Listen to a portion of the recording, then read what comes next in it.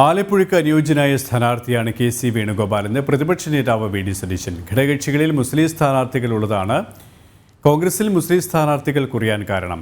രാഹുലിനെ വിമർശിക്കാൻ ഇടതിന് അർഹതയില്ല എന്നും അങ്ങനെയെങ്കിൽ രാഹുലിനെതിരെ ഇടതുപക്ഷം മത്സരിക്കരുതെന്നും വി.ഡി. സതീശൻ കൂട്ടിച്ചേർത്തു.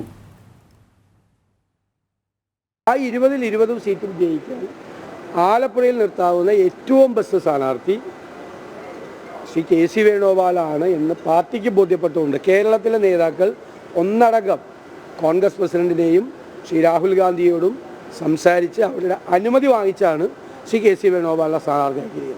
അദ്ദേഹം വൻ ഭൂരിപക്ഷത്തിൽ CPM-ന്റെ ഘടകകക്ഷികളിൽ മുസ്ലിം സ്ഥാനാർത്ഥികൾ ഇല്ലല്ലോ. ഞങ്ങളുടെ ഘടകകക്ഷികളിൽ 2 മുസ്ലിം സ്ഥാനാർത്ഥികളുണ്ട്.